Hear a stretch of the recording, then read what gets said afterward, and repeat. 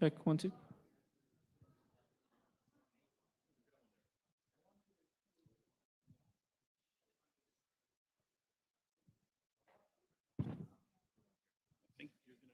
do you want it going around there?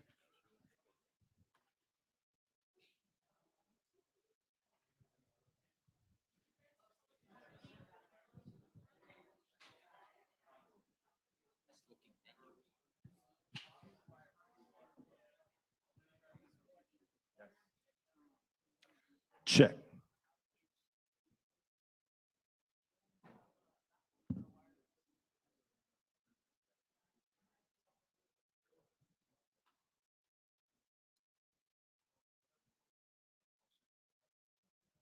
But booking the man.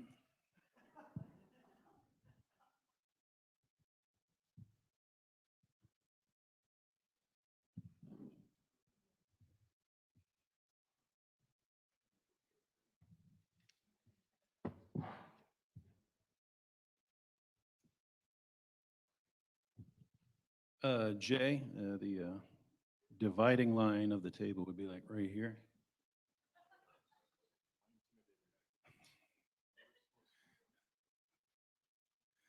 He thinks he has to play all these psychological games in order to gain an unfair advantage, not realizing that I'm the king of psychological games.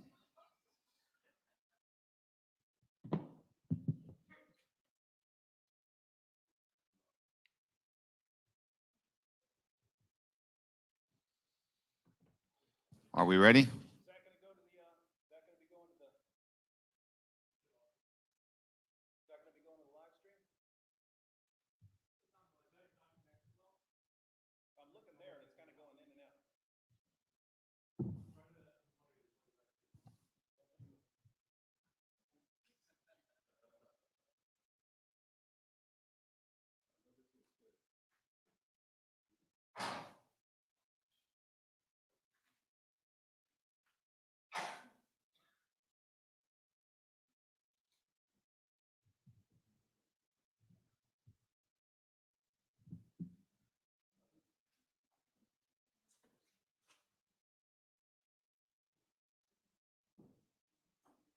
Shut it all down, start back up.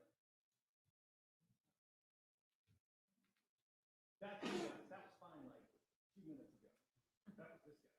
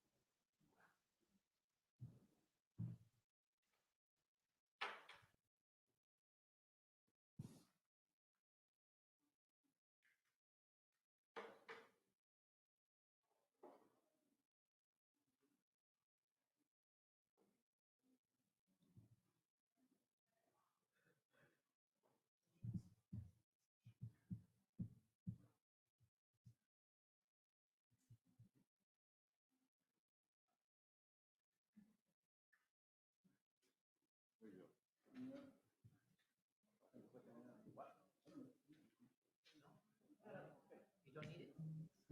I got a handle. Oh, that's for Jay. That's for Jay. Jay understands his hands are going to be a little shaky.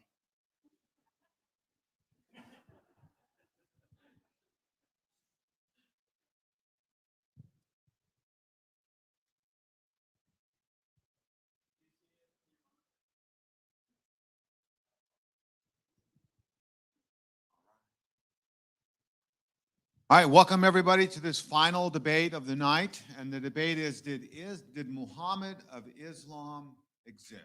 So we're going to have a debate between Dr. David Wood, Dr. Jay Smith. It's going to be pretty much the same format as you've seen before. We're going to have opening statements of 20 minutes each. Then we're going to have 12-minute rebuttals each, and then 8-minute rebuttals each, and then a 1-minute summary and wrap up. 5 minutes. 5-minute. Okay, I had a 1 minute. You gave it to me. Okay, I know. All right. One second. Hey, Sam, or where's Anthony? Could one of you guys check the YouTube channel, make sure everything's running smoothly? You'll be able to tell from the comments. They say if everything, if they hear everything is okay and stuff. Check. So, gentlemen, I'm going to do as I did on the last debate. When we hit the 20-minute mark or the 12, whatever the minute mark is, I'll let you know that your time is up so we can keep the debate proceeding and moving forward. David, you can begin your first. Do you want to? We're going to do a YouTube check first. We're good. Okay. I was just looking at that thing go in and out again.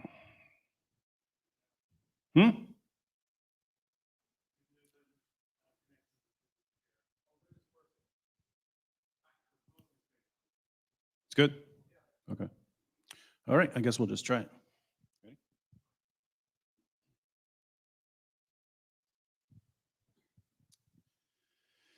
Well, good evening. I'd like to thank Ministry to Muslims for arranging this debate and the church here for hosting. I'd also like to thank Dr. Jay Smith for giving me this opportunity to debunk one of the most astounding pseudo-scholarly conspiracy theories the world has ever seen. You know, when people hear that David Wood is debating Jay Smith on an Islamic topic, lots of people think we must be up to something, but we're not. We really have a significant disagreement on whether the Muhammad of Islam existed. I still believe in the overall picture of Muhammad that most Westerners who study Islam believe in. He's born around 570 AD, starts receiving revelations around 610, preaches for 12 years or so in Mecca, flees to Medina, builds an army, conquers his enemies, dies around 632, that sort of thing. So I'm what you might call a Muhammad realist. Jay, by contrast, is a Muhammad myther.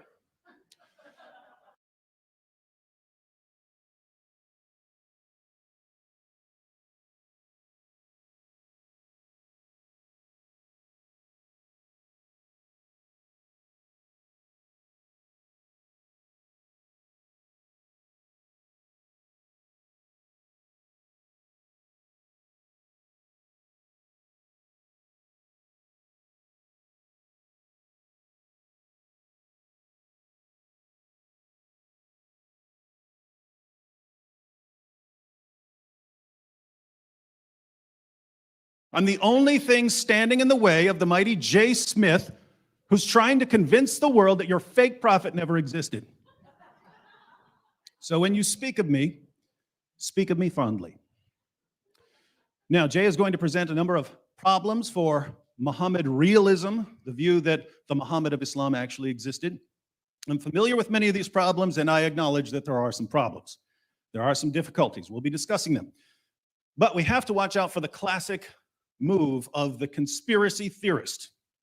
The conspiracy theorist says, look, there are some difficulties with your position.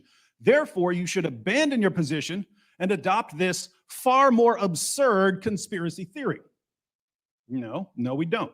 Just because there are problems or difficulties with a position doesn't necessarily mean you should abandon the position, especially if the alternatives seem far less likely. If you're a Christian, there have probably been times when you've wondered why the all-powerful, loving God you believe in allowed this or that to happen. Why did this child get cancer? Why did that church get hit by a tornado? But you're still a Christian. Why is that? Well, you believe that there are good reasons to be a Christian that outweigh any difficulties you might face, and you believe that the alternatives have more problems and are supported by less evidence. So, why should we be Muhammad realists in spite of the challenge from Muhammad mythers like Jay? There are many reasons to believe that the Muhammad of Islam existed. Here my opening statement, I'll give 3. First, Muslim sources report a number of embarrassing facts about Muhammad that wouldn't have been invented by conspirators creating a fake prophet for their new religion. This point is grounded in what historians call the principle of embarrassment or the criterion of embarrassment. The idea here is that when people lie and invent things to support their position, they tend to invent things that help their cause, not things that hurt their cause. When someone admits something that makes his position look bad or foolish, he's probably not making it up, because he wouldn't invent something that's an embarrassment to his cause. So when we examine testimony, we can ask ourselves, is this the sort of thing someone would make up? If it's not the sort of thing someone would make up, we have at least some reason to believe that the testimony is accurate. Applying this principle to the Muslim sources, if people are going to fabricate stories about Muhammad because they're inventing a new religion, they're obviously going to fabricate stories that make Muhammad look good. They're not going to fabricate stories that make Muhammad look stupid or insane or evil or possessed. This means that when we open the Muslim sources, if we find stories that make Muhammad look stupid or insane or evil or possessed, the best explanation for why we have these stories is that these things really happened. And if they really happened, then Muhammad obviously existed.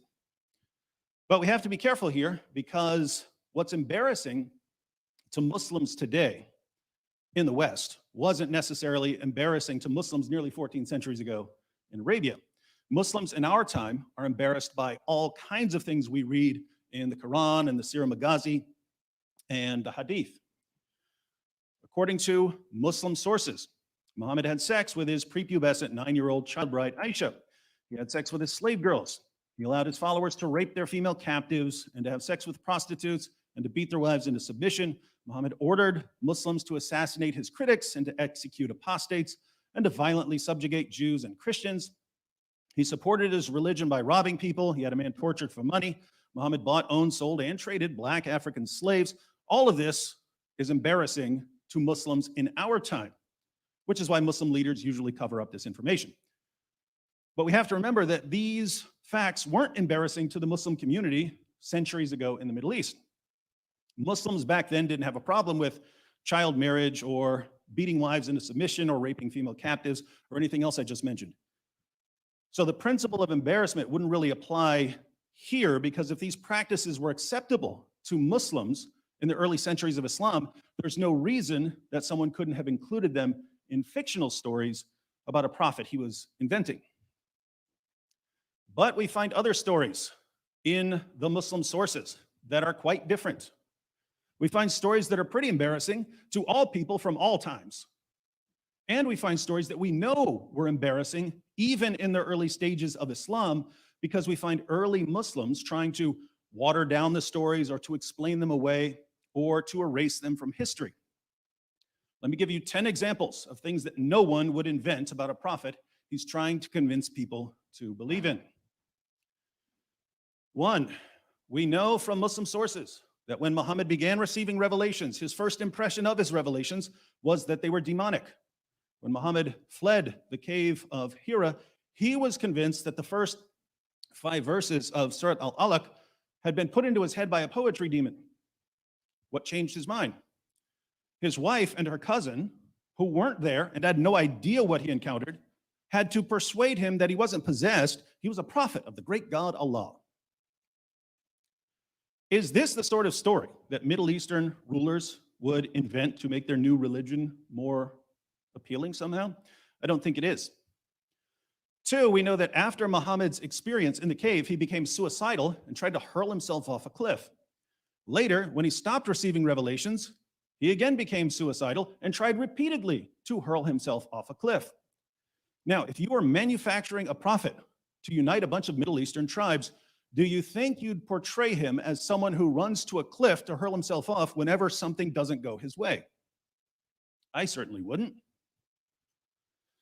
3, according to our earliest Muslim sources, Muhammad delivered revelations from the devil.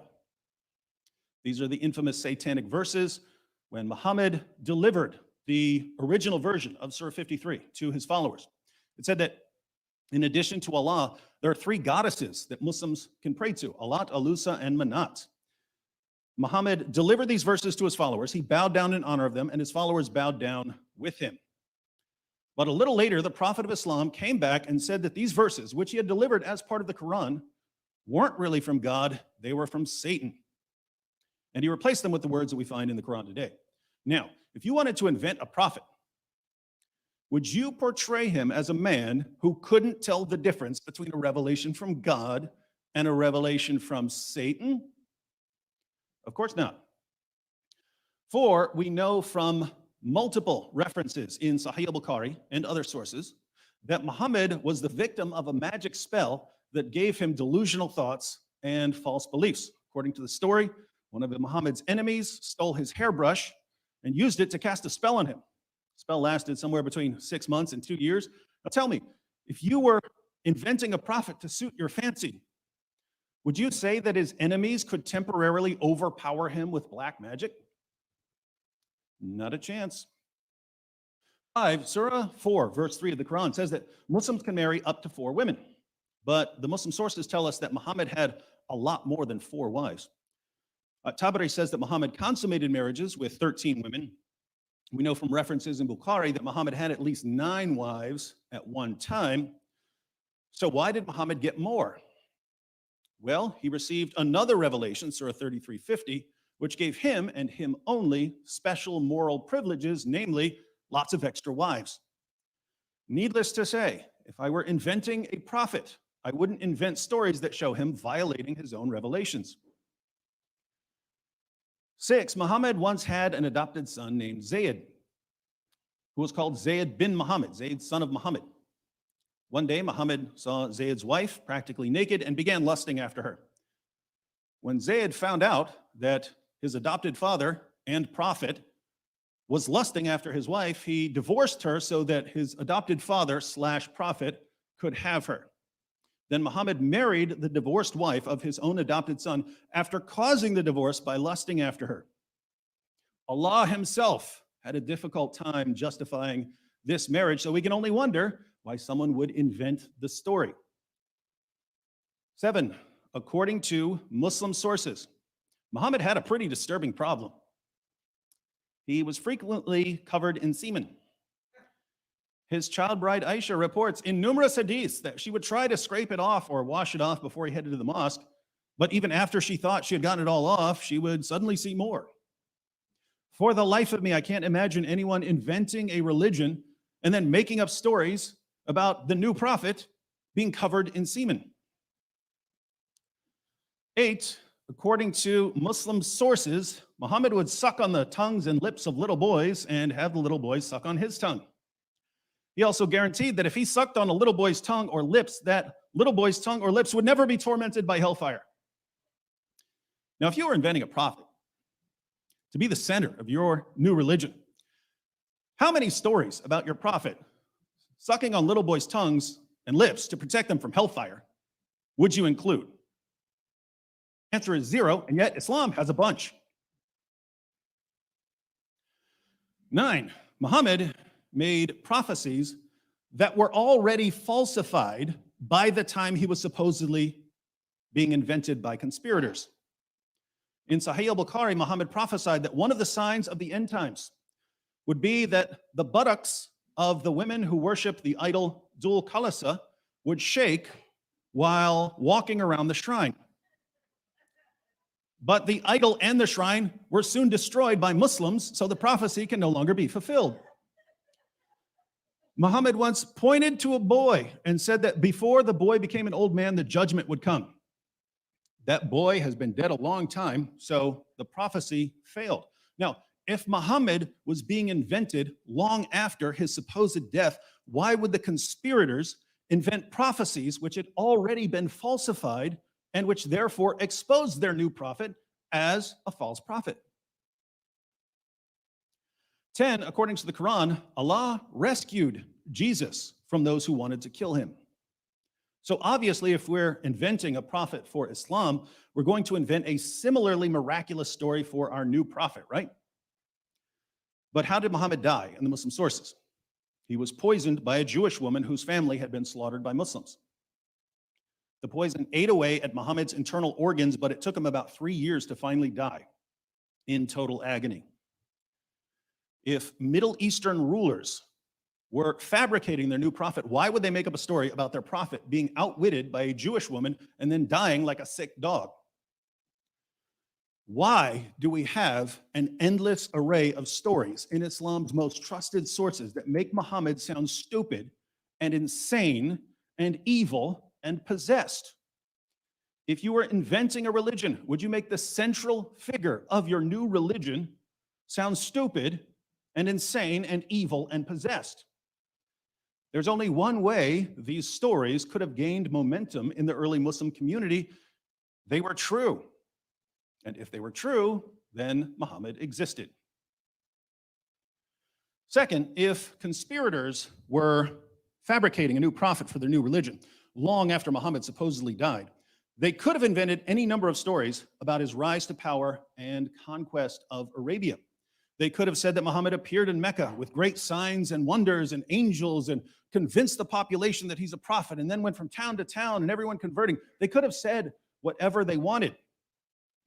But when we piece together the earliest and most reliable information about Muhammad, we find a man who couldn't perform miracles, a man who was ridiculed for plagiarizing his revelations, a man who was viewed by the vast majority of people as a moron or a madman.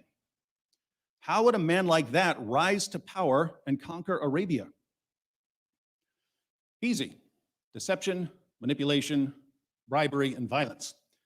That's exactly how Muhammad rises to power and conquers Arabia, according to the earliest strata of Islamic history, before the story started being massively embellished. Muhammad told the Meccans that they should accept him as a prophet because of his amazing poetry and because he's mentioned in the Bible. They thought his poetry was a joke and they didn't know about the Bible, so most of them weren't impressed, and Muhammad didn't win very many followers that way. And Muhammad went to Medina. In Medina, Muhammad's message became, if you join my religion and fight for me, we'll go out, we'll kill the men, we'll take their stuff, we'll take their wives and their daughters as our sex slaves, and if you die while fighting for me, Allah will take you to paradise and give you an eternity of deflowering virgins. And that's when men started converting in droves. Once Muhammad became the most powerful force in Arabia, the pagans had to convert or die. Jews and Christians had to convert or become dhimmis or die, and anyone who left Islam or made fun of Muhammad had to be executed. This is the only way an illiterate 7th century Arabian caravan robber with Muhammad's mental and moral and spiritual problems could have been accepted as God's last and greatest prophet, and it's exactly what we find in the Muslim sources. But again, if later rulers were simply inventing the story of Muhammad as the foundation of their new religion, they could have said anything. There was no need at all for a fabricated Muhammad to rely on deception, manipulation, bribery, or violence to convince people to believe in him. Third, in 1999, the American psychologist Paul Vitz published a book titled Faith of the Fatherless. It's about the connection between early childhood experiences and later religious belief. His research showed that the overwhelming majority of prominent advocates of atheism over the past few centuries either had no father figure when they were young or they had a terrible relationship with a bad father figure. The overwhelming majority of prominent advocates of theism, by contrast, had a close relationship with a father figure they loved and respected when they were children. Near the end of the book, Dr. Vitz responds to a possible objection to his analysis. Since there have always been bad fathers or missing fathers, why is popular atheism such a recent development? He replies by suggesting that in the past, when atheism wasn't a live option for people, the psychology of the defective father would have been expressed differently. This brings us back to Muhammad, whose father died before he was born. Then he was sent to live with some Bedouins in the desert. They became convinced that he was demon-possessed, sent him back to live with his mother when he was 4. Then his mother died when he was 6. He was sent to live with his grandfather, and his grandfather died by the time he was 8. So Muhammad lost every relationship with a mother figure or father figure that he had by the time he was 8. Why is this important? Well, according to a lot of research, someone with this level of childhood loss and trauma will express this loss and trauma as an adult in 3 main ways. 1, he'll have a tendency to rebel against authority and tradition. 2, he'll have trouble forming stable healthy relationships with other people. And 3, he'll have a problem with father figures, and especially with viewing God as a heavenly father. If you've studied the life of Muhammad, you know that Muhammad exhibited all of these features in extreme fashion. Muhammad is the extreme example of someone who exhibits these features. Muhammad doesn't just rebel against authority and tradition, he turns against his own people, against his own tribe, and against his own city, violently subjugates them, smashes their idols in front of them. Muhammad doesn't just have trouble forming stable, healthy relationships. All of his relationships were massively twisted. Muhammad's first marriage was to a woman named Khadijah, who was 15 years older than him, the same age his mother would have been if she hadn't died. Muhammad would run to her when he was scared, even though he was a grown man. He had his best friend hand over his prepubescent daughter for marriage. He took the wife of his own adopted son. He married a woman after torturing and killing her husband. These were not normal relationships.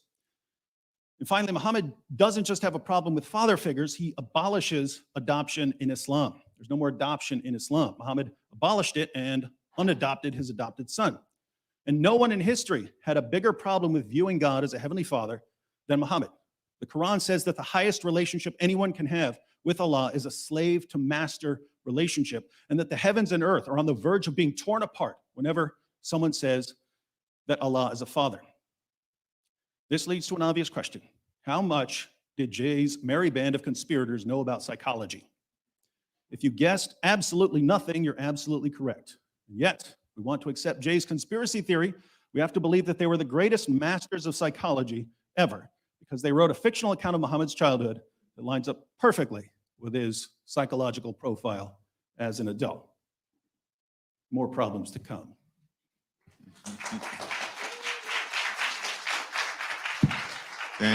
Thank you, David.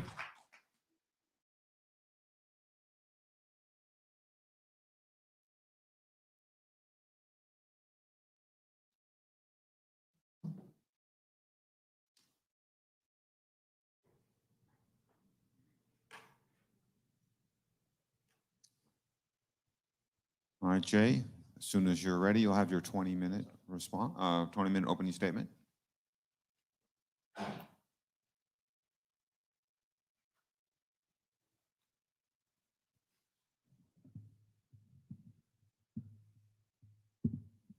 Great. Okay. Well, I wish I could go right into the rebuttal, but we're going to have to do this first. So let's go right into it, and let's show you what and who this Muhammad is of the 7th century versus the Muhammad of the 9th and 10th centuries. So now, David has given a very convincing view of this Muhammad of the 9th and 10th century. What he didn't want to talk to you about is this timeline. Take a look at the timeline, you'll see the problem.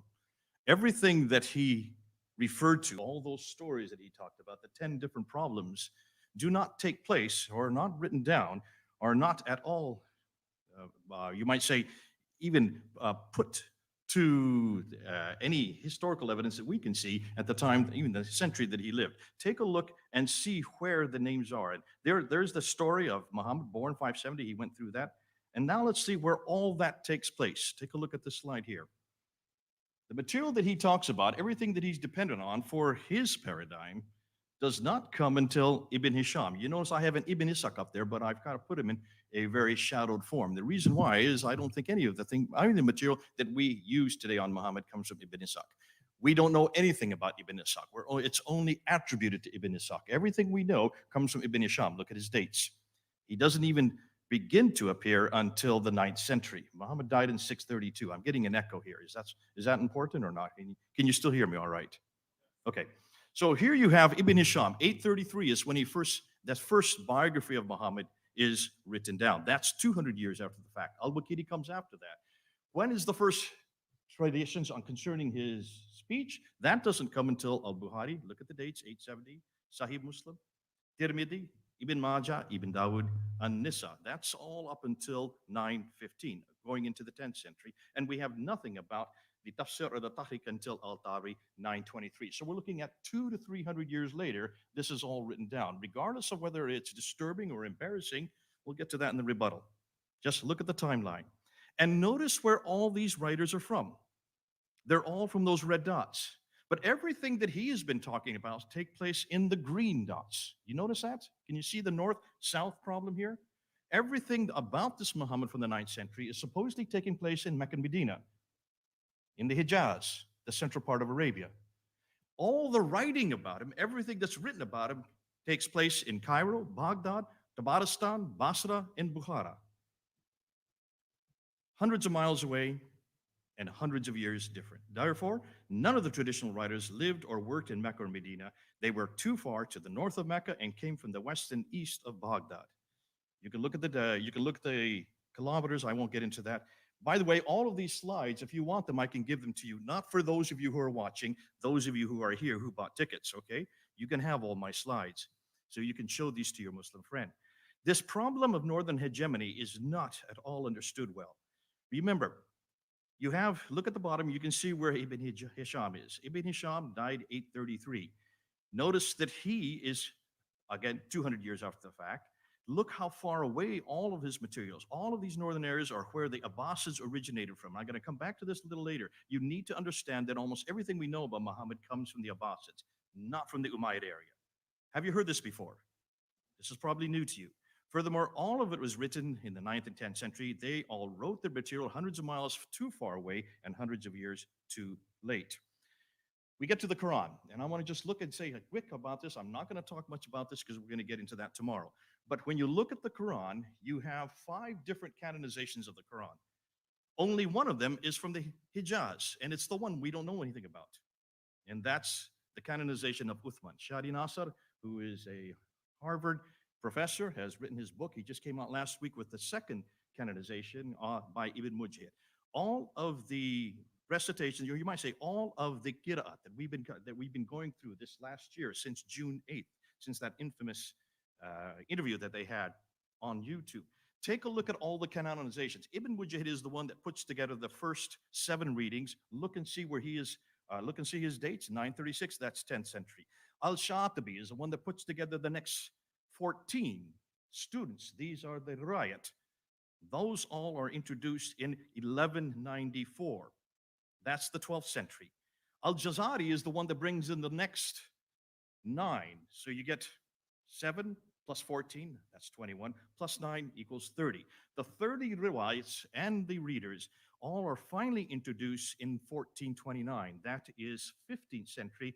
And take a look and see how many years that is after Muhammad. That's 800 years after Muhammad, we get the 30 Qurans. And finally, they have to put it back to one in 1924, the 1924 Quran. But I want you to look at this map here. I'm sorry, not this map, this timeline here. Of all those 30 riwayats and the readers, they all listed up there. The green ones are the 7, the red are the 3, and the purple are all the riwayats, which would be the students that come from every one of them, introduced by Ibn Mujahid, Al-Shatibi, and Al-Jazari. They all are introduced 800 years, but take a look and see where they all are introduced. 3 of them come from Mecca, 5 from Qira'ats. That means only 8 of them, of the 30, come from the Hijaz that he's talking about, the area that this is all supposed to be taking place.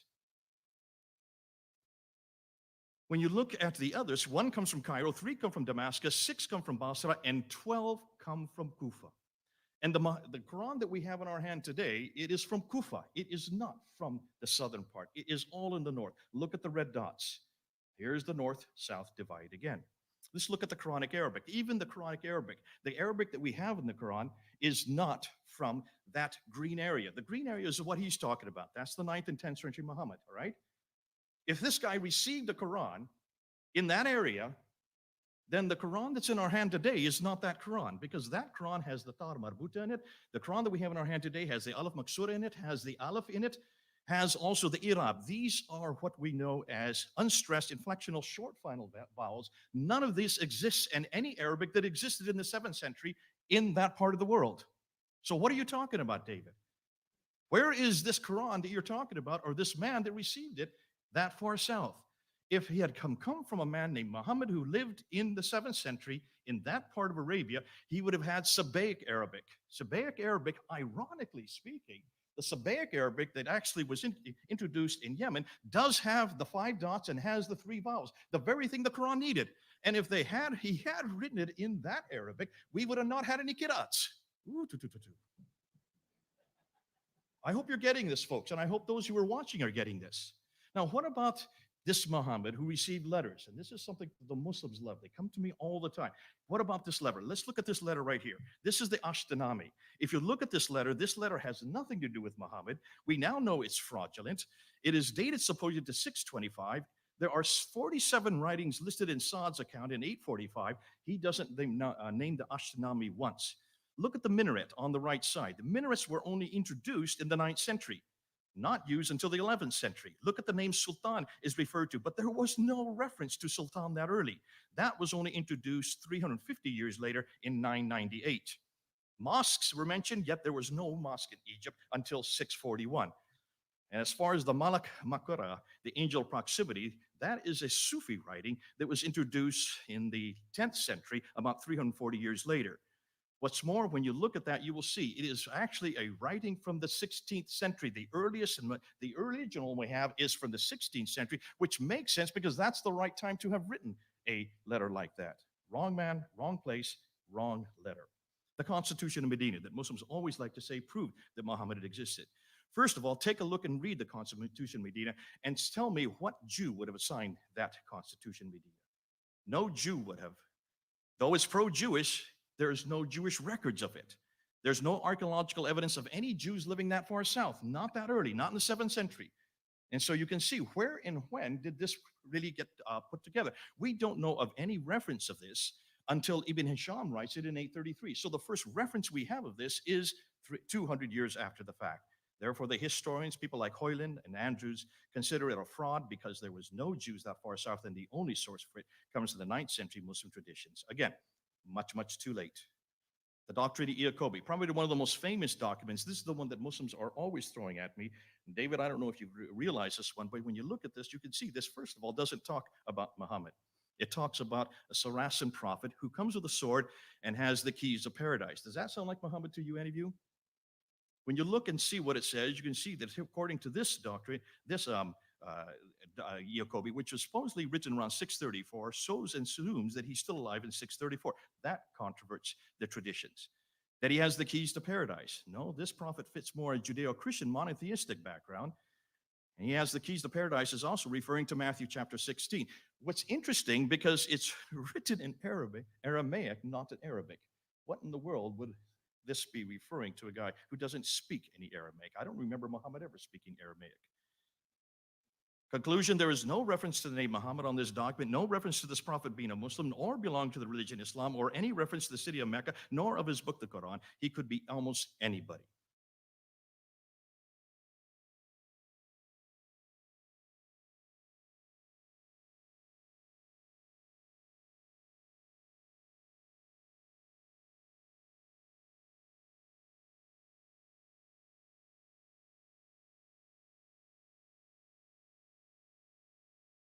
Of Islam, according to what David's telling me, that would have been controlled by the time of Muawiyah.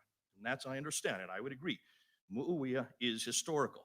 And so therefore, from Tripoli all the way over to Afghanistan, that would have been under his control, which is an enormous amount of land. So therefore, somewhere amongst all that area, that's the brown and the orange, there should be some reference to Muhammad somewhere, right?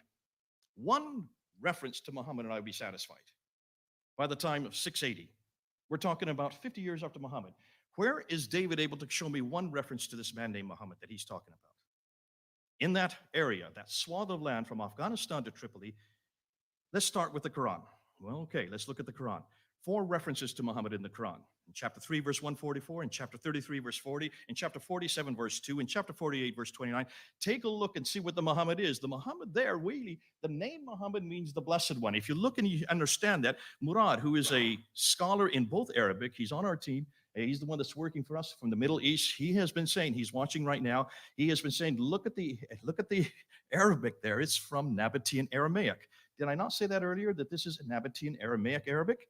And when you look at that, it just talks about the Blessed One is no more than a messenger. In every case, when you look at those 4 references, this could be Abdul Malik himself, referring to himself, not to a man named Muhammad. Let's take a look at the Dome of the Rock, because that was also constructed by Abdul Malik. Look at the inscriptions, the only original part of the buildings. There is reference, I don't have time to go into, but almost every time when you look at the Shahada there, you can see that this is referring to a messianic figure, and it's more likely than not, it is confronting the Byzantine Christianity that is there in Jerusalem. That's why it's built there. That's why it's built looking up and down onto this, the Church of the Sepulchre. It's a one-upmanship by Abdul Malik, who's way up in Damascus. I don't have time to unpack that, but what I really want to go to are probably the most substantial authority that we're looking at today, and that is the coins. Let's look at the coins, because the coins that are coming out, and this is all stuff that has come out this year in 2020. Look at that swath of land and look and see what they now controlled. Anytime you have a new emperor or a new caliph like Abu Bakr, Umar, or Uthman or Ali, the first thing any caliph or any king or any leader does is to mint coins. And they put their image on the coins, and they put their name on the coins, and they explain who they are, and they always say what the religion is, and they always say where the mint is. Look at the coins. This is evidence from the 7th century.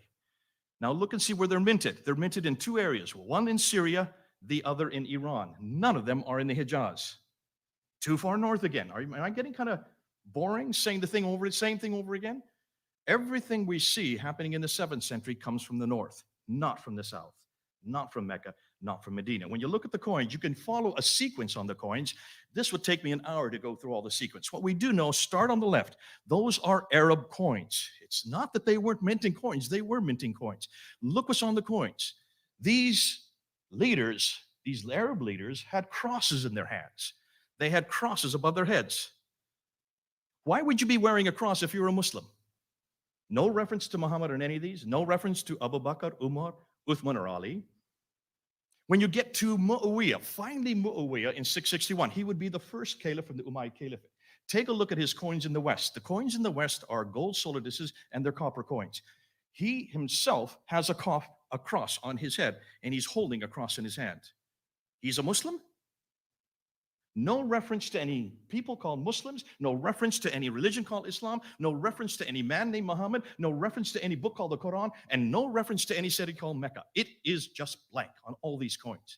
Now, the coins are great because they are from the 7th century. They do not disintegrate. They do not deteriorate. We can look at them today, and we have not been looking at them until this year.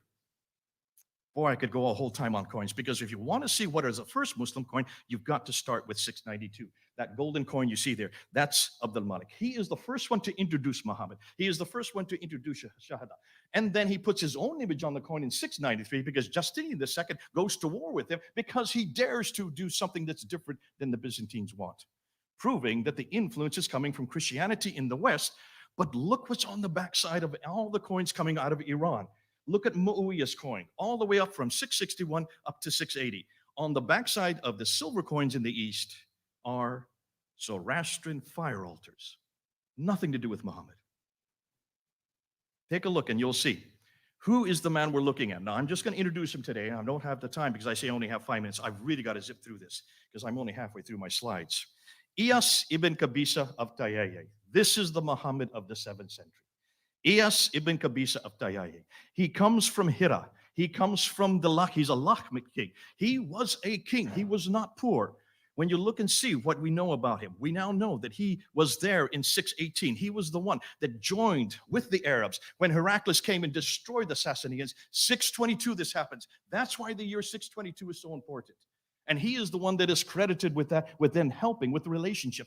I don't have time to go and tell you about Iyas. That's for another time. But we're now looking at him. We're finding that this is the Muhammad of the 7th century. He's nothing like the Muhammad of the 9th century. A completely different man. He is a Christian to begin with. He was a Christian Muhammad. His name is Iyas ibn Qabisa. His nickname was Muhammad, and that was his name de guerre. Now, hold on to that. I don't have time to go into this. We'll come back to him. I've already said we can't find anything about the rightly guided caliphs. But now let's look at the rock inscriptions. The rock inscriptions are almost as good as the coins. We have found 30,000 rock inscriptions. And here's what's interesting. When you look at the rock inscriptions, you will see that none of them, before we get onto that, take a look and see where the rock inscriptions are. They're all up there in the north. They should be down in the bottom part where the Sabaic script is. All of these rock inscriptions from the 7th century up until 690 are all using Nabatean Aramaic, which is from Petra. Petra. Have I said that one before? And when you look and unpack those rock inscriptions, Ilka Lindstad, oh, you've got to give me more minutes than that. Ilka Lindstad, 100 dated rock inscription. Everything we see before 690, none of it referring to anything that we need to be looking. There's nothing there about Muhammad on any of these rock inscriptions. They're still there for us today. And then we get to the inscription of 741, the Apocalypse of Pseudo-Methodius Continuato Byzantia Arabica. That's a mouthful. Remember when Patricia Correa looked at this and said, this is the first reference we have for Mecca. We don't have any other reference for Mecca. What she didn't read is the rest of the inscription, because the rest of the inscription explains who and where this place was. And it places it way up in southern Turkey. The first Mecca is way up in southern Turkey.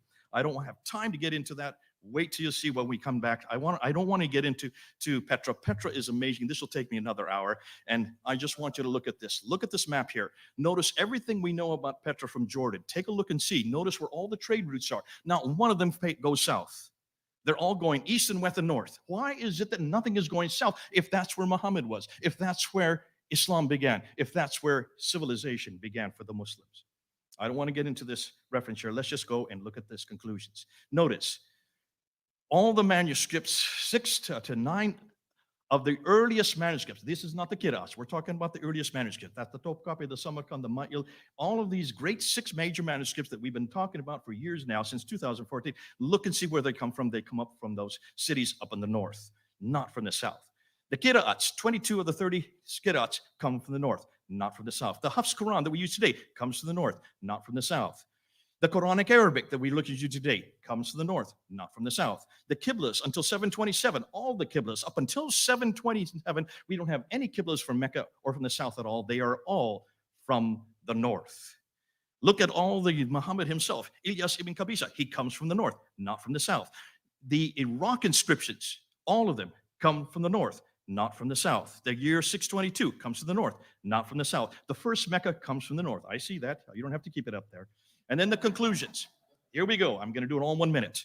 The sources for everything we know about traditional Islam that David would like to support come too late and too far away, except for the first canonization, which is impossible to find. The other 4 canons are too far north.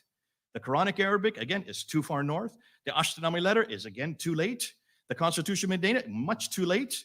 The Doctrine Jacobi is, again, the wrong time. Muhammad is not in the Quran, nor is he on the inscription of the Dome of the Rock. The coins all support a 7th century archaeological and documentary evidence and simultaneously confront the traditional 9th to 10th century narrative that David would like to push forward. Ilyas Qabisa is the man I think we're looking for. He is, and I'm going to introduce him as the 7th century Muhammad. I would love you to tell you the story about why he is so great. We can't find any of the 4 rightly guided caliphs in the 7th century. The rock inscriptions say nothing about Muhammad or Mecca or Islam or the Quran or the Muslims until after 690. They only begin to start showing a religion that as we know it from 720 to 730. We're going to talk about the 741 inscription of the first Mecca. That is in southern Turkey, much too far north, and everything we know about Petra, the initial sanctuary of the Arabs, which was later replaced by the current Mecca. Therefore, the conclusion. The historical record suggests that most everything we now know of Islam in the 7th century is either too far north or too far away or much too late to be the Islam of the 9th century Islamic traditions. Islam is really an Abbasid creation.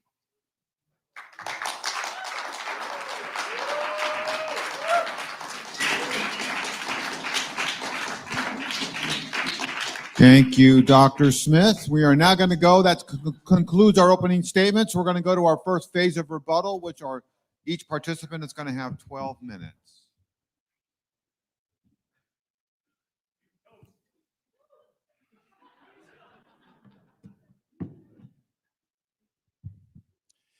Don't you just love conspiracy theorists?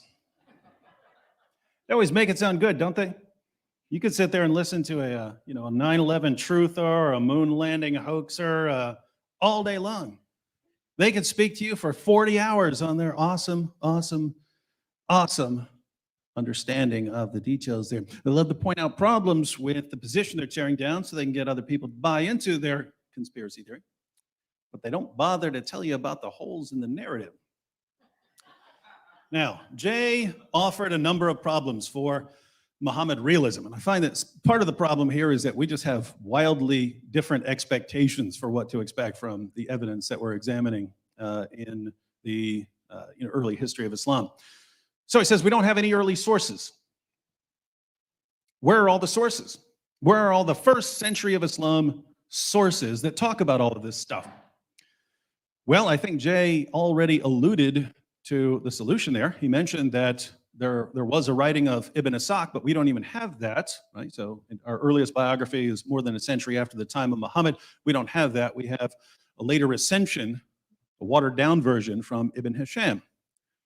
Why does Ibn Hisham say that he did some editing and deleting?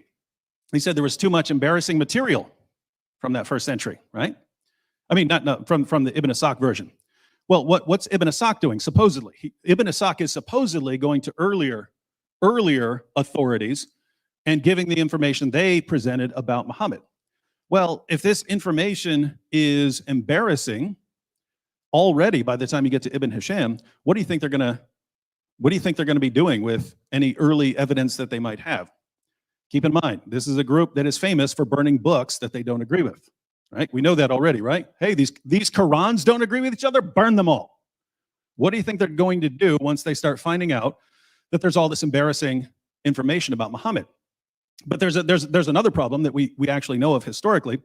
By the time you get to the rise of the hadith scholars, so people like Bukhari and Muslim, these guys very rapidly convinced the Muslim community that they were the only reliable way, they had the only reliable way of doing history, the Islamic way. And so before that, you had the Sirah Maghazi guys, right? They're writing biographical stories about Muhammad. They're writing stories of Muhammad's war campaigns. The hadith guys come along and they say, you can't do it that way, you have to do it our way. So anything from early Islam did not meet the criteria of these later guys. And so, do you guys know how books worked back then before the printing press? If you wanted a book to last, you needed people copying that thing by hand. So for instance, we have about a fifth of the works of Aristotle, about a fifth. And he had a community that was passing on his knowledge, and most of it didn't last. You need a very, very dedicated group of people passing on your knowledge if you want it to last. So the point here is, when I look back there and I say, oh my goodness, there are no sources from the first century of Islam. Oh, you mean by 2 centuries after that time, they viewed that material as very unreliable and using an un-Islamic method, and therefore no one's copying it, and therefore we don't have it? Shocker. That's my view. So in other words, I'm not surprised by that. It seems to fit together with what we know. But let me give you an example of why I think there was reliable information coming out of the first century. Let's take the example of the satanic verses, which I mentioned earlier. I mentioned the satanic verses. When Muhammad received revelations from the devil, delivered them, and then came back and said, the devil made me do it, tricked me. I have 50 Muslim sources on the satanic verses. 50. Those stories, they come with little isnads and so on that tell you where those actually came from. A bunch of those go back to some supposed first century witness, right? So some of them go back to Ibn Abbas. Some of them go back to students of Ibn Abbas, but not from Ibn Abbas himself. And so notice you have 50 sources on the satanic verses going back to lots of different people in the first century of Islam. Now, Jay just looks, but I don't have the actual text. I don't have the actual book. Well, okay, what's the alternative here, right? Well, so you don't have the book, therefore the story doesn't go back there. Well, what's the problem if you say the story doesn't go back there?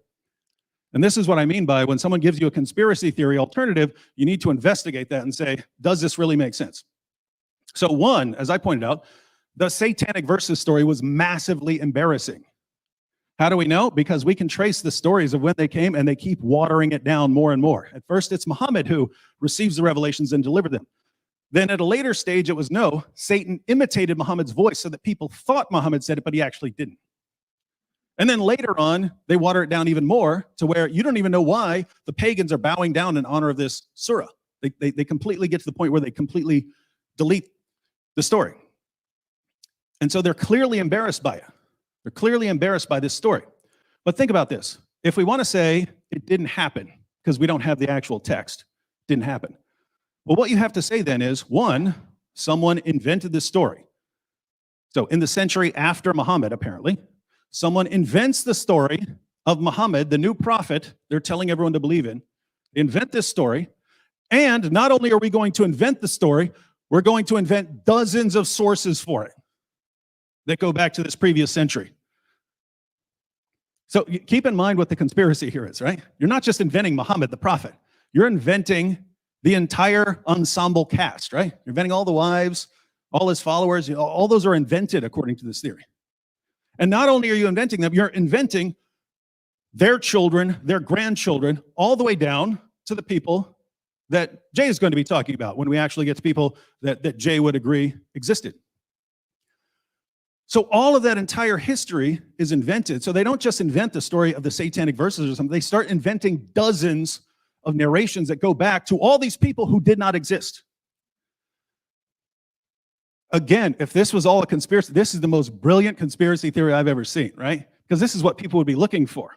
So they would have had to known it back then. Hey, don't just say Muhammad delivered revelations from the devil. Invent dozens of sources saying it so that people will really know our prophet couldn't tell the difference between a revelation from God and a revelation from Satan. This is just too much. Your conspiracy is doing too much work here.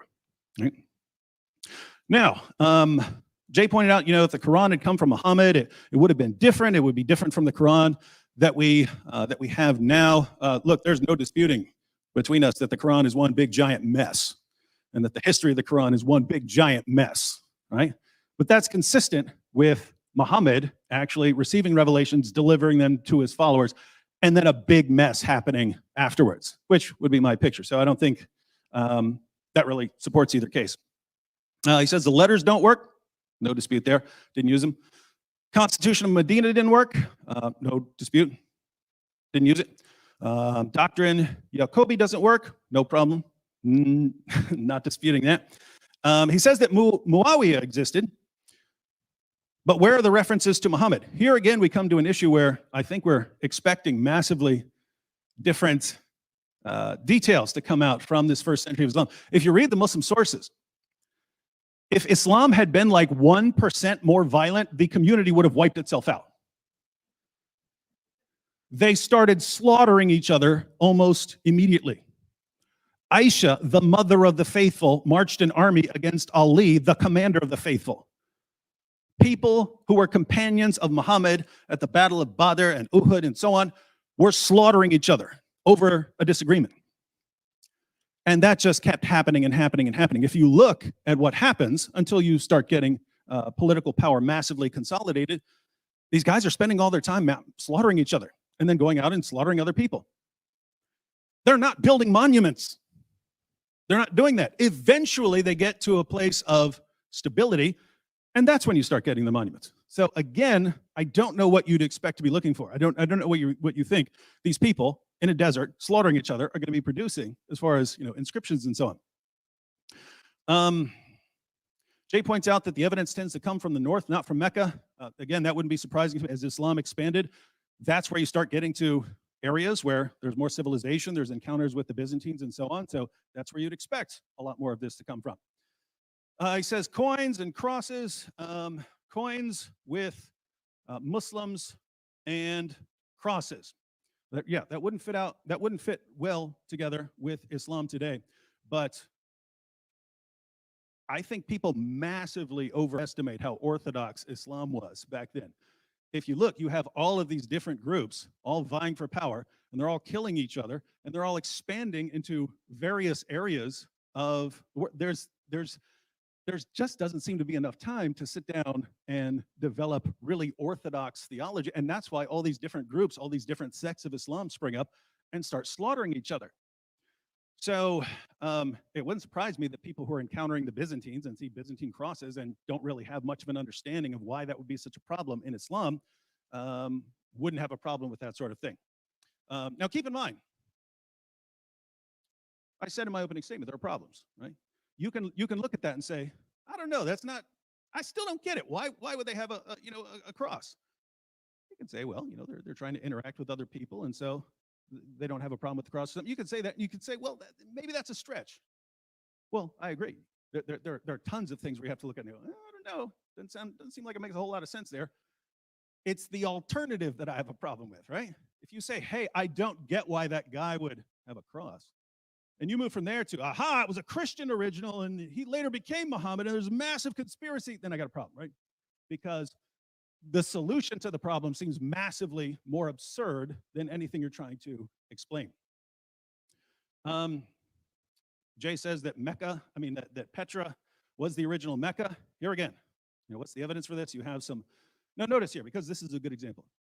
So, some mosques, old mosques, face Petra, apparently, not Mecca. Now, Jay is familiar with the work of Dr.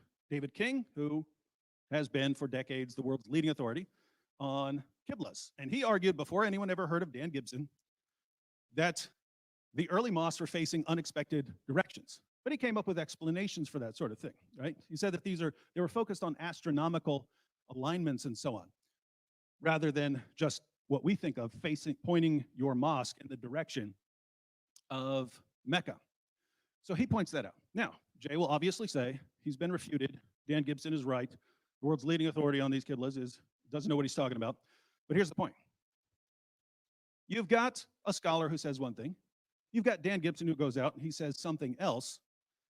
If you want to say, hey, there's a problem here, fine. Say there's a problem, and then go through possible solutions. Maybe the early Muslim community pointed those there for some reason, and we don't know why. Once you start saying, no, that was the original Mecca, and that was the original this, and that was the original that, and everything is a conspiracy here, you've gone vastly beyond. You've gone vastly beyond any problems in what you're trying to explain. So, again, because this always happens, right? Oh, look at the moon landing. That flag doesn't look like it would in space. Well, therefore, NASA hoax, right?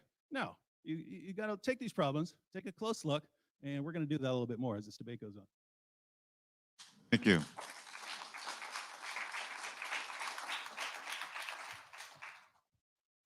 And Dr. Smith, you'll have your 12 minutes as soon as you're ready to begin. Well, David, I'm a little disappointed. You went back to principle of embarrassment. You did the same thing you did 8 years ago. In fact, I already had every one of your points on my paper. This is from the debate you had with Robert Spencer in 2012. You haven't changed in 8 years. I just sat there and said, he said there's demon possession, use of black magic, suicide, 9 to 15 wives, poisoned by a Jewish, Zainab and Zaid. You just went right down the paper. You've got to move with the times.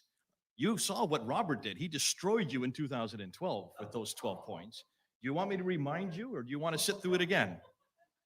Take a look on what he said. In fact, I'm just going to jump it together. Remember what he said about demon possession. Remember what he said about use of black magic. Remember what he said about the suicide. In every case, Muhammad survived and actually went above it. This is exactly what you do. Whenever you have a prophet, he always is confronted with a problem, and he survives the problem and is victorious. So he survived the demon possession. He survived the black magic. He survived the casting of spells. He survived and came out victorious against the suicide. Why didn't you do the whole story? That is typical of any time you're trying to aggrandize your prophet. What about the 9 to 15 wives? Well, you may not want 9 to 15 wives, but most Arab men in the 7th and 9th, the 9th century, let's look at the 7th century. In the 9th century, that would show that he's virile. And that's why it's important that anybody who is a leader of men, because of the responsibilities of that leader, and Muslims have said this many times, and I understand it, they had to show alliances through these wives. More than that. What about being poisoned by a Jewish? Remember, that's typical demonization of the Jews. You will see that right through the traditions in the Quran. There's nothing new about demonizing the Jews. Zainab and Zaid, and this is a good one. This one you'll have to unpack it a little bit more. And Robert Spencer does a really good job of showing that this whole story had to do with the eradication of adoption. Muhammad could not have any son because he is the last, the seal of the prophet. Therefore, you have to eradicate that adoption, and that's why Surah 33 is introduced, so that he could shut down that idea that there was anybody that comes after him, because he must be the last, the seal of the prophet. It also simultaneously attacks Jesus' adoption. That's the Son of God. So you can see it's a double whammy. That would make sense in the 9th century, not in the 7th century. The satanic verses, and here I'm going to end. This one is probably the best one, because remember what I said. Up until 749, when the Abbasids come to power in 749, everything was Umayyad. What is it that the Abbasids hated? They hated the Umayyads.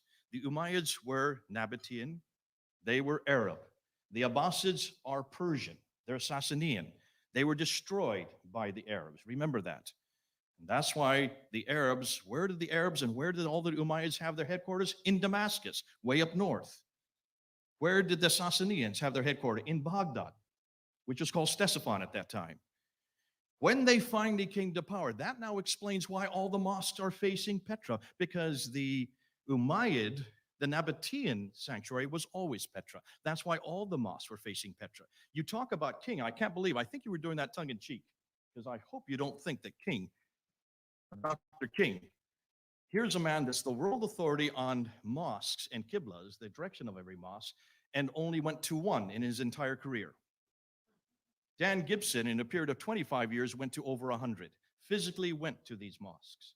And he not only physically went, he looked and found where every one of the qiblas went. And whereas Dan King, using 9th, 10th, and 11th century, the very material you're using on the qibla, remember, none of the 9th, 10th, and 11th understood why the qiblas were on every direction. In fact, they thought they were in thousands of directions. No, they weren't. Dan Gibson found that they were only in 4 directions. And every one of those 4 directions had to do with the politics that was happening in 660 with Muawiyah, that was happening in 690 with Abdul Malik. I'm sorry, 685 to 705 with Abdul Malik. If you follow the qiblas, you can follow the political. If you follow the politics, you can follow the qiblas, which is exactly what you're supposed to do as a historian. And for heaven's sakes, go to the mosque and find out where they're directed if you're the world authority on it. Shame on Dr. King. He never left his libraries. That's why you need to do the same thing, David. Stop looking at 9th and 10th and 11th and trying to understand what's happening earlier. You need to go back to the 7th century. Now, David, have you noticed he did not really go back to the 7th century to rebut anything I said today? Did you notice that? He just called this conspiracy. This is not conspiracy. This is historical evidence. Everything that I've been pointing to, and I want to give credit to a group of men who have been doing this for 20 years. Mel from Sneakers Corner. Murad from the Middle East. Joe, I can't tell you where he's from. He doesn't want me to tell you where he's from. These 3 guys are amazing. And I hope you're all listening because you need to look at what they're doing. Go to Sneakers Corner and see what they're coming up with. They are way ahead of everybody else because they refuse to trust anymore the 9th and 10th century. I've refused to trust the 9th and 10th century. It's too far and too far north. Too late, too far north. If you want to find out what happened in the 7th century, why not go back to the 7th century? And look at the art of material that we're getting there. Look at the coins. Look at the inscriptions. David, you didn't deal with the inscriptions. You talked about the coins and you kind of snuffed it off as to say, well, they're not that important. No, they're very important. Remember, back when anybody came to power, what's the first thing you do? They didn't have radio. They didn't have television. They didn't have internet. How did they announce themselves? They used coins. Everybody used coins because that was in the hands of everybody. And the first thing you did as any leader, a new leader, is you put your name on the coin. Those coins exist. They were putting their names on it. These are not a conspiracy theory. We're talking about hard evidence. Look at the names on those coins. Look in what they do. What next thing they do, they also put a denomination of what they're worth, and then they put always a religious icon to show what religion they belong to. And that's why all the coins in the West, the gold solidus were all Christians. All the ones in the East were all Zoroastrian. Nothing Muslim about them. What do you do then? Then you also write, you chisel away on all these rocks, thousands, tens of thousands of these rock inscriptions. David, you didn't deal with that. I want you to start dating with the 7th century. Stop all this conspiracy theory. Stop talking about things you talked about 8 years ago and come back into what you're going to refer to today. Because if you're going to talk about principle of embarrassment, then I'm going to throw back at you, why is it that if you're going to use that category, why don't you use it on Christianity? If you want to find out about Jesus Christ, let's use his criteria. We must use that which comes 200 to 300 years later that is embarrassing about Jesus Christ. Why don't you start with the infancy gospel of Thomas? Look at the infancy gospel of Thomas, written in the 2nd century. There is a Jesus that you would love to follow. This is a Jesus who he presents as a naughty, irascible child, vindictive child, who uses his miraculous powers to take revenge on teachers, neighbors, and other children, some of whom he blinds, others he cripples, and he even kills. Is that the Jesus you want to take? Because that's the Jesus of the traditions, the Gnostic traditions that come 200 years later. Now, why were they not chosen by Irenaeus and the early church fathers? First of all, because they're too late. And secondly, that is not the historical Jesus we have from the first century. So, David, if you're going to use the idea of taking that which is later and more embarrassing for your criteria, then I want you to start using the infancy gospel of Thomas to now define your Jesus. Thank God that's not my Jesus. And I would say to the Muslims who are listening, everything you're dependent upon is based on nothing more than happenstance. Talk about imposition of this conspiracy theory. I want you also to look back and look and see why is it you want to go to Ibn Ishaq. The reason why I said that Ibn Ishaq, I put him in a shaded form, is because look and see who Ibn Ishaq is. He is the first one of the Abbasids who's still a carryover from the Umayyads who writes the first biography in 765. The Umayyads have come to power in 749. So roughly 16 years later, he writes the first biography. That biography is riddled with Umayyad material. And there are all kinds of stories about that Muhammad, because remember, that Muhammad starts to appear on the inscription, the rock inscriptions. I'm using hard evidence again. This is not supposition. This is not conspiracy. The rock inscriptions start to show this Muhammad from 720 up into the 730s. Ibn Ishaq writes that story, but that's not the narrative that the Abbasids like. So 70 years later, Ibn Hisham is commissioned to take what he liked of Ibn Ishaq and throw the rest away. Which means we don't have Ibn Ishaq anymore today. That's why I put him shade in him, because there's an evolution between Ibn Ishaq and Ibn Hisham. And by the time you get Ibn Hisham there, that story is now the narrative that the Abbasids want. But they still don't have the sayings. The sayings still need to be put together. The sayings take another 40 years to be put together, and that's not till the late 9th century. But those sayings, remember, al-Bukhari is given, according to the traditions, according to the story, he's given 600,000 of these sayings, and he's to whittle them down and destroy that which did not exist. Now, how would al-Bukhari know what Muhammad said if he's living 240 years later? According to David, he's a lot more trustworthy because he is living 240 years later. He whittles them down and only retains 7,397. That means he throws out 98% of it, only retains 2%. 2%. Every tradition, the 9 volumes we have on al-Bukhari, is only 2% of what was there. What do you think he threw away? He threw away everything the Umayyads had. That's why I keep on saying, Islam is an Abbasid invention. It is a Persian invention. It is an invention that was created and maintained in Baghdad. And that's why everything that comes before it had to be eradicated. Yes, you talk about the burnings. Look about the burnings of the Quran. I mean, take a look and see about all these stories. They are probably half true. There probably was a burning of Qurans, but it did not happen in 652. And that's why we can't find any Quran from 652. Have you noticed? We can't find any Qurans from the 7th century at all. Put it all together and you'll see what's going on. This is a political machinations between 2 different groups that hated each other's guts. And finally, as the Umayyads start to reduce power and they start to get weaker and weaker, these others who are waiting to see where are they going to put their qiblas, they're going to wait to see who is going to win. And finally, when the Abbasids finally come to power in 749, then all the qiblas go towards Mecca.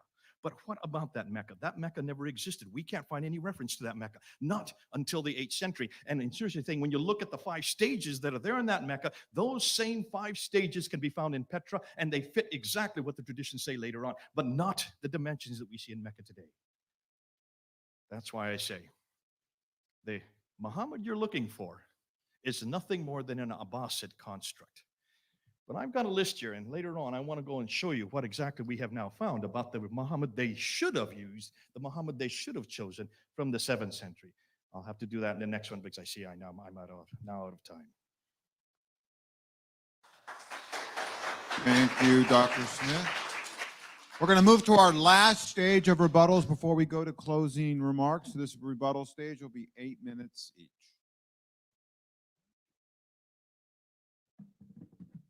Check, check.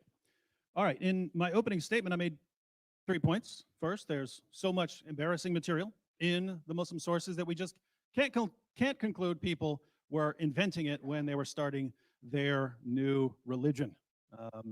Jay apparently isn't a fan of the principle of embarrassment, which is one of the most valuable principles that we could ever use when examining testimony from the past. So I pointed out demonic possession, suicide attempts, the satanic verses, black magic, hypocrisy, Muhammad taking his adopted son's wife, Muhammad walking around covered in semen, tongue-sucking, false prophecies, poisoning.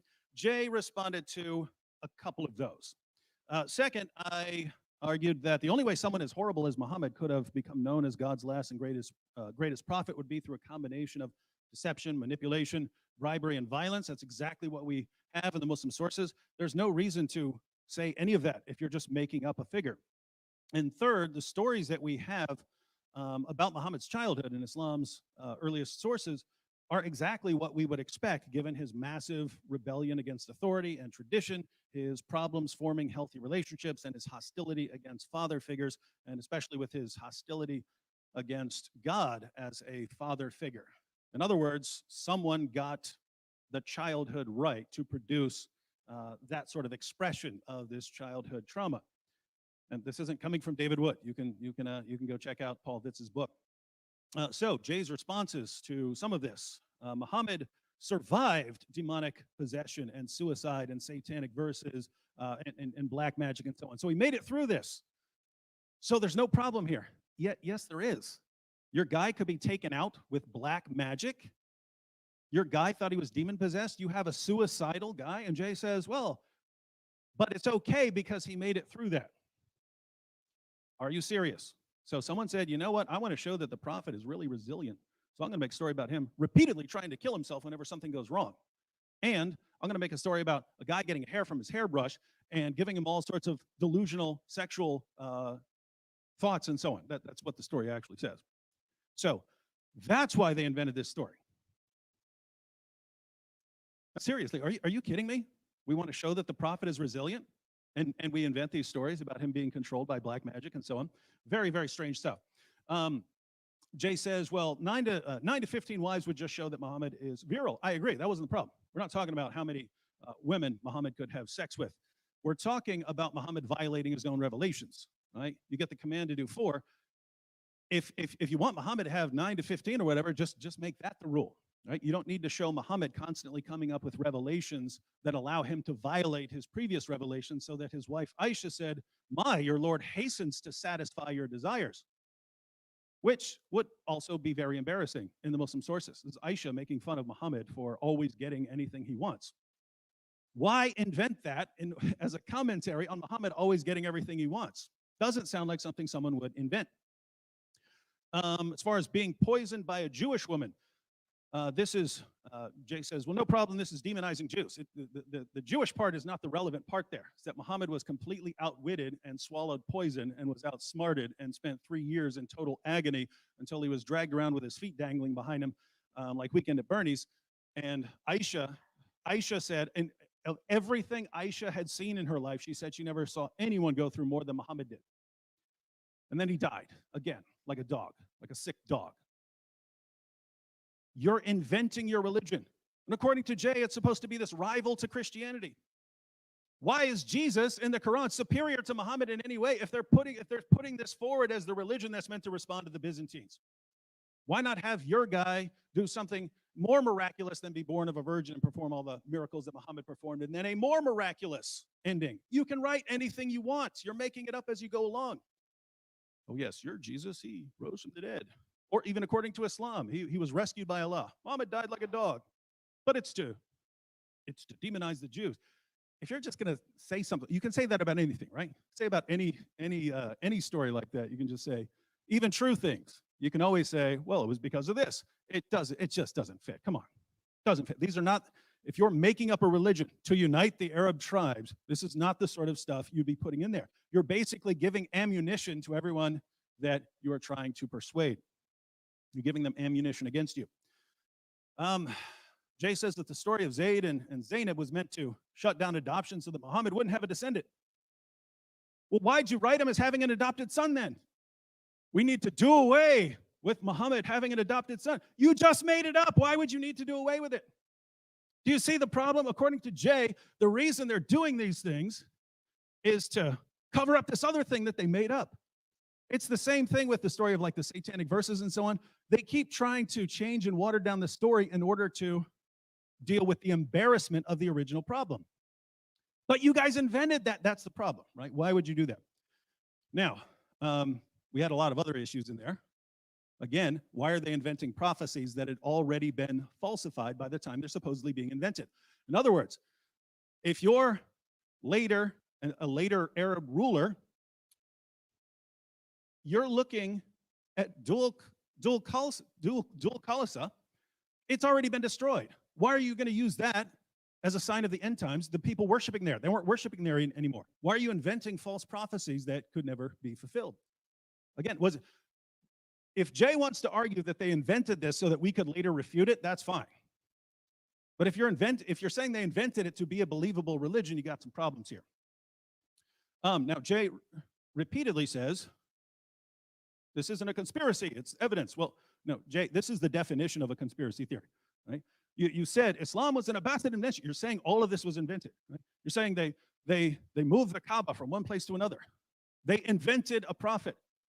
They convinced the entire generation. This is the definition of it. It's a massive conspiracy. Think, during the time of someone like Abdul Malik, who's supposedly inventing this, once he starts spreading these stories, don't all these people know that none of this happened? I mean, unless they were brand new, don't they know, hey, what? We haven't been serving Muhammad. What? We haven't been facing that direction. What? Where'd this new religion coming from? So somehow they're all involved in this conspiracy, and then they start cranking out tons and tons of sources where they're supposedly getting this information from the previous century, and it's all a hoax. Well, there's a problem. Suppose one of the later rulers starts inventing these things. Well, guess what? You have multiple groups back then. You have the Kharijites. You have the Shias. You have rival Sunni groups.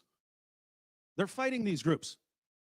If you say, we've got our place in Petra, now we're going to move it down here. We're going to move it down here to this place called Mecca. We're going to invent this. We're going to invent this new guy. One, I don't know what you guys are fighting about to begin with, because now it doesn't make sense. I mean, were there any Shias? This is the party of Ali and this disagreement of, the leadership after Muhammad died. So were these people around? If not, you're fighting over something else. Now, when one group comes along and says, we just changed our city to here, and we just changed this to that, why, in the name of common sense, would these other groups that you're fighting with say, you know what, we'll adopt the exact same story? Why would all of your enemies adopt the same story? There's some holes in the narrative, Jay. Thank you, David. Your 8-minute rebuttal as soon as you're ready, Dr. Smith. Okay. How many times did he say invented? 24 times. Did I ever say that they invented it? Once? What did I say, David? Are you listening to me? They didn't invent a thing. That already existed. Remember, you already had from 661 up until 749, almost 100 years of stories that were being created. Started, many of them, by Muawiyah, continued by Abdul Malik, all the way up through the Sufyani period, up to the Marwanid period, and included in the Umayyad. These stories had to be sublimated. None of them were being invented by the Abbasids. I never said the Abbasids invented a thing. In fact, many of the stories had to be sublimated and changed. And that's why when you look and see exactly what the Abbasids have done, they have taken what was given them. They didn't invent it. And they had to quickly change the narratives so that it could fit their narrative. That's why no one's inventing a thing. Please get it right. You're wasting your time because you haven't yet answered my question. What about the 7th century? You haven't said a thing about the 7th century tonight. Have you noticed? He spent his entire time talking about the embarrassing principle, the principle of embarrassment. That's embarrassing, folks. If that's all you've got is the principle of embarrassment, because you don't like it, David, because you're looking with your Christian eyes, and I understand. And you've made a whole industry of it. You've been your whole ministry. Because as a Christian, he is embarrassing. Of course, Muhammad's embarrassing. Those traditions are absolutely embarrassing. But you're talking as a 21st century Christian. No, you're not. Actually, you're talking as a biblical Christian. When you compare the Muhammad of the 9th century, who is very Arab, yes, he is very much from his environment, and you compare him with Jesus Christ, there's no comparison. He is full of embarrassment. I can understand why you want to hold on to him. I can understand why you want to continue with him.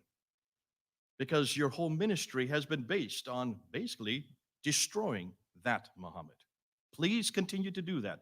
Don't stop, David. Sam, don't stop. We need that Muhammad destroyed.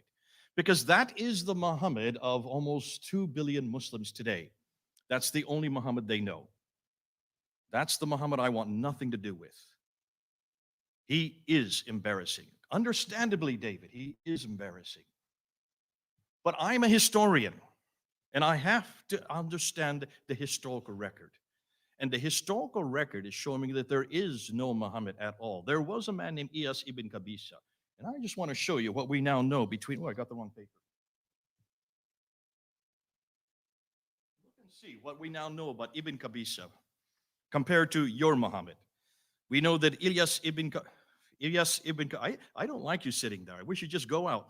It's no fun being told how much time I have. I'm used to waffling on without any care for time, but let's go ahead. Iyas ibn Qabisa on this side, he was of noble, let's say on this side, he was of noble birth. Muhammad, he was humble to begin with. Ibn Qabisa, let's just call him Iyas. Iyas was a king with power given to him. Muhammad was poor and had to gain power over others. Iyas never used violence to attain his position. Muhammad, once in power, always used violence to retain it. Iyas was possibly a Christian who loved the biblical Jesus, whereas Muhammad of the 9th century was likely a pagan who hated the biblical Jesus. Iyas was used by others to bring about peace. Muhammad was used to do it, but he was supposed to do it, but turned to violence instead. Iyas is historical with evidence to prove it. We know where he was born, in Hira. We knew where he grew up. There in Kufa, we knew that he, after 622, once he had helped to get the Arabs to create their identity, he then was deposed and he moved over to Petra in the west. Muhammad, no history at all. You have not shown me one historical evidence for Muhammad in the 7th century. David, I'm waiting for that. In your final, I hope in your final summation, you will give me one piece of evidence prior to 690 that refers to him by name.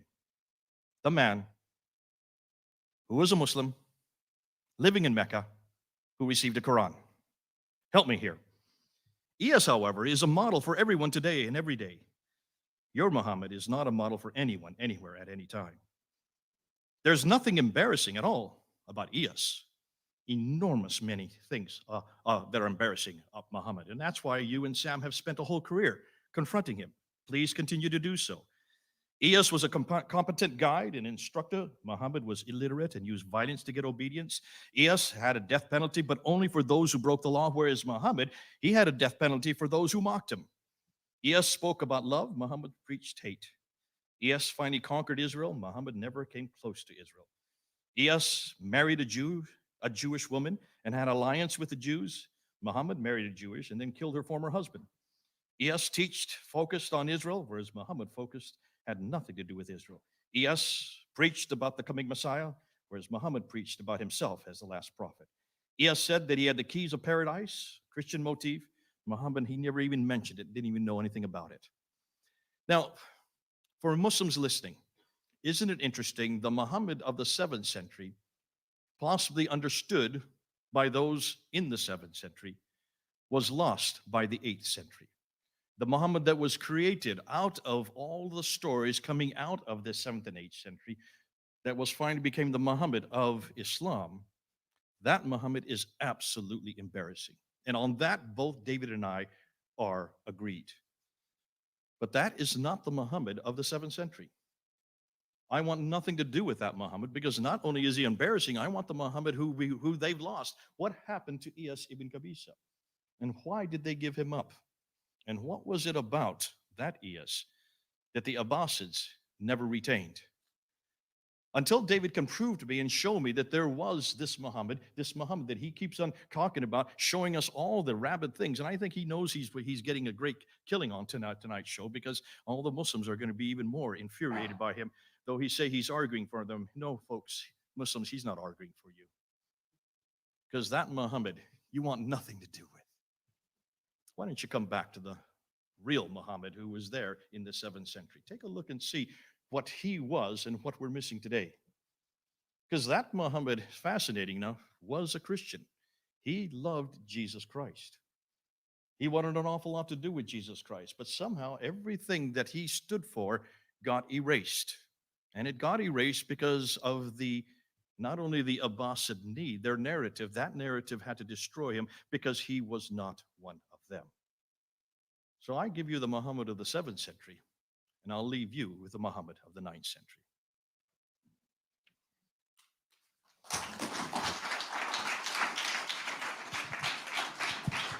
Now, gentlemen, we move to the final stage. You have 5 minutes for your closing statement. All right, well, we have two theories before us. First, the Muhammad of Islam existed. I argued that I can't imagine anyone inventing the stories about this guy that Muslims have attributed to their prophet. If you were inventing stories and saying, hey, I want the world to believe in this, this is the prophet that's going to unite us. Again, the demonic possession and suicide attempts and so on, they made him the most obvious false prophet in all of history. They made him the most obvious false prophet in history. They literally made stories about which showed him to be a false prophet by the time they're writing these things down. Can't imagine that. And I pointed out that history, the history we have of Muhammad according to Muslim sources, that lines up with that is the only way a guy like that could have risen to power. And the childhood, again,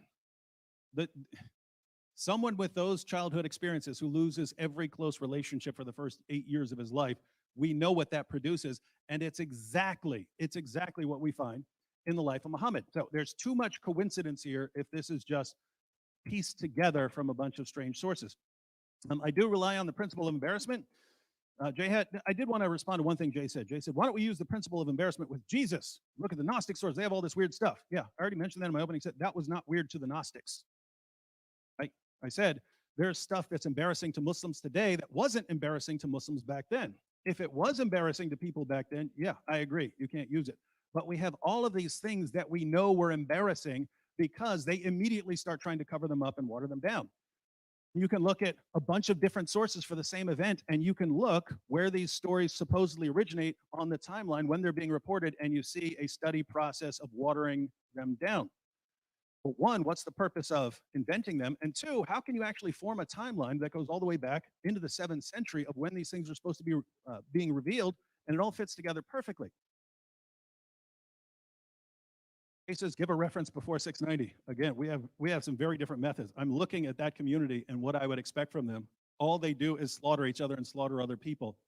And the only text they would have written would have been laughed at by the later Hadith scholars who said their method was garbage. So I don't know what you're expecting. It reminds me, it's like Eusebius said that Constantine commissioned the writing of 50 copies of the Bible. Where are they? They've all been covered up. It's a conspiracy. They're covering up because they changed the Bible. What are you talking about? Some people have suggested Sinaiticus or Vaticanus may have been a part of this. There's no evidence for it. So best case scenario, you lost 48. What happened to those? They were all covered up. It's a conspiracy. Show me one of those Constantine Bibles, or admit that it's been changed. Come on, right? So now this is very interesting. The second theory is that the Muhammad of Islam didn't exist. And Jay just said, I'm not saying they invented it. No one's inventing a thing. You said in your presentation right before that, Islam is an Abbasid invention. And if you don't believe Muhammad existed, yeah, you can piece together some things from other, if you want to say it actually referred to this person, that person. But the overall history of Muhammad had to be invented. If you believe that they were moving their center of worship from Petra to Mecca and so on, if you believe they're imposing this, and then if you believe that Ibn Ishaq is part of a conspiracy to put out this entire history of Muhammad, He can't think that's true. So there have to be people here putting this together who know this stuff isn't true when you're talking about this happened and that happened in Mecca and so on. So there has to be a massive, massive conspiracy here. Once again, whatever group is doing the conspiring to invent this thing and to move things around, why are the other groups that you're at war with going along with it? Why do they buy into all of the same stories? They should be saying, you see, these guys are liars, but they don't. They all go along with the same story. Interesting. All right, and that's my real problem with Jay's conspiracy theory. Jay's theory requires me to believe that the conspirators who created Islam were simultaneously the biggest bunch of morons the world has ever seen, because they invented the most obvious false prophet in history, and simultaneously the greatest geniuses of all time, because they pulled it off in spectacular fashion, so where we don't even know until Jason comes along, and then we know. They pulled it off. How could they do it? And so, yeah, I'm going to say conspiracy theory is not the way to go here. If there are problems with the Islamic narrative of Muhammad, fine.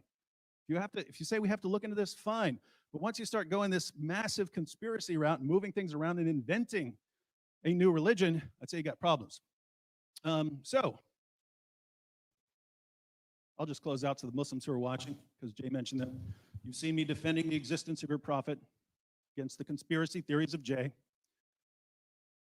What else can I say? But you're welcome.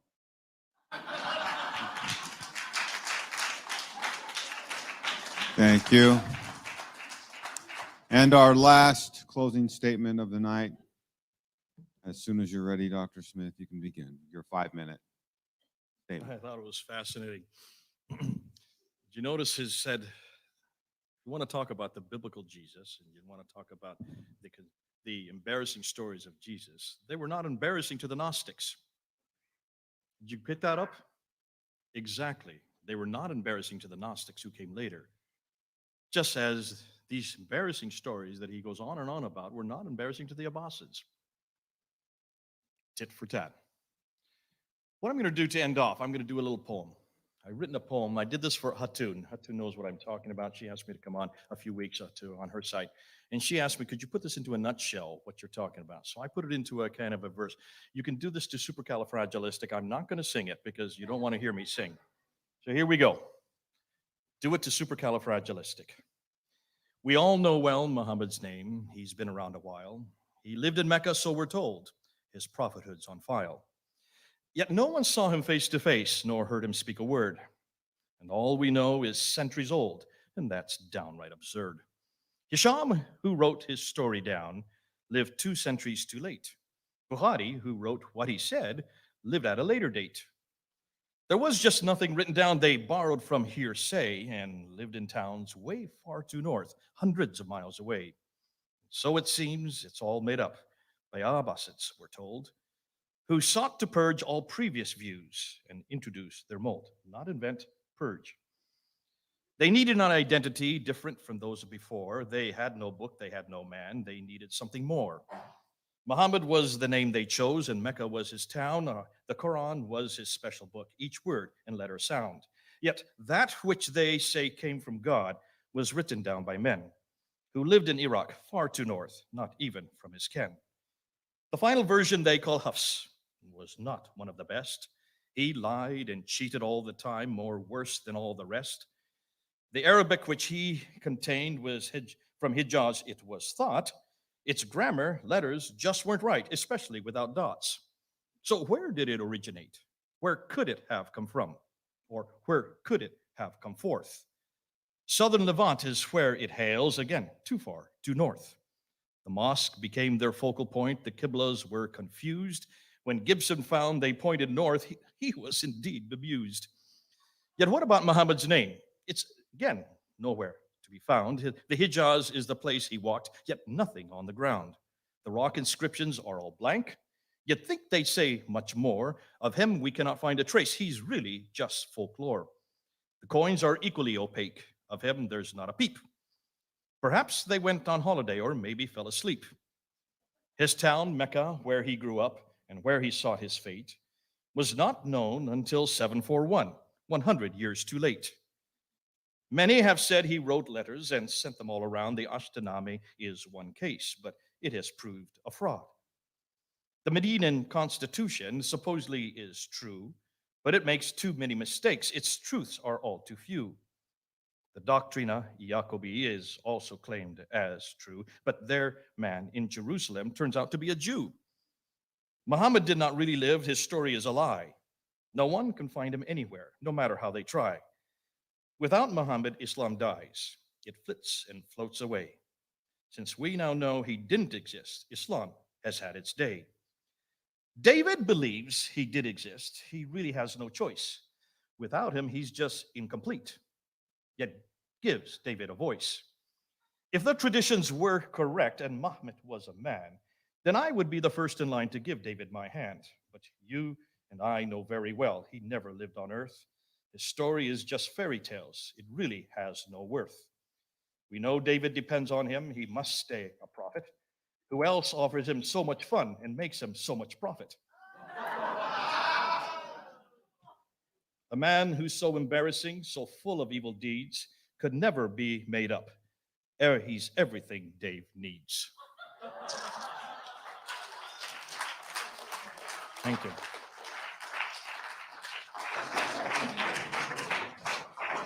Well, thank you, panel members. This concludes our debate. Thank you again, and I'll turn it over to Pastor George. Wait. What? Yeah, one thing. What did he go over? We need you to take one more minute. I think you need it. A No. comment No, about this nice we poem. got a rapper back here. Wanted to see if Veda wants to rap Jay's poem. I'll give you a beat, son. I don't know if you can rap it. You got this?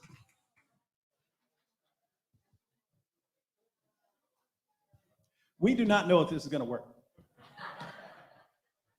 Go to that and go to there. Okay. So you want me to rap this poem? You want me to give you a beat? Hold on. I'll let you know in 12 seconds. Hold on. You can try like just a couple bars and see if it works, because I don't know if it'll. I'm concerned about Jay's flow, is what I'm saying. All right. What? Give me a beat, David.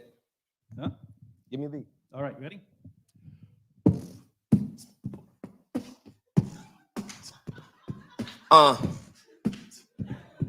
Not embarrassing, y'all. We all know well Muhammad's name. He's been around a while. He lived in Mecca, so we're told his prophecies on file. Yet no one saw him face to face, nor heard him speak a word. And all I know is that is centuries old, and that is downright absurd. Here's him, you wrote his story down. Lived 2 centuries too late. Bukhari wrote it down. Said that he lived a later day. There was just nothing written down. They borrowed hearsay. And now here is living town 100 miles away. And so it seems it's all made up. Made up. I'ma keep going, say he's made up, and that is what we're told. We're sought to previous views and introduce the mode. They needed an identity different from those before. They had no book. They needed something more. Muhammad was the name that they chose. Mecca was his town. The Quran was a special book. Each word would later sound. Yet they said that it came from God. It was written down by men who lived in Iraq, far too north, not even from his kin. The final version that they call has was not one of the best. He lied and cheated all the time from the rest.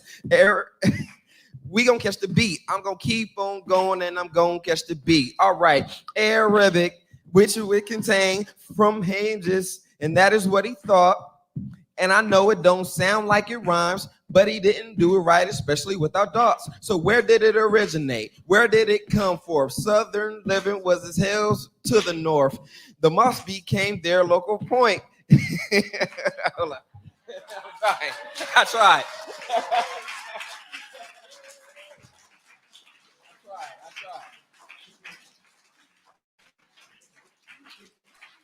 That's awesome. Thank you so much. Thank you, Dr. David. Thank you, Dr. Jay. It's awesome. You guys get to choose which position you want to take. But we all agree, both of them agrees that we want to see Muslims coming to know Jesus as the Lord and Savior. They do need to leave that Muhammad, that if it was an imaginary Muhammad or was existed Muhammad, They need to leave that Muhammad because he is not giving them any guarantee to be in heaven. But the Jesus of the Bible, our man, the man of the book, our man, Jesus, he can guarantee them heaven. They can guarantee to be in eternity with him. All our desire here to see Muslims to follow Jesus, and that's what we need to be praying for. Amen.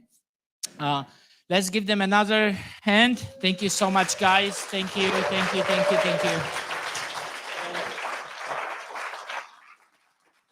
No hugs, guys?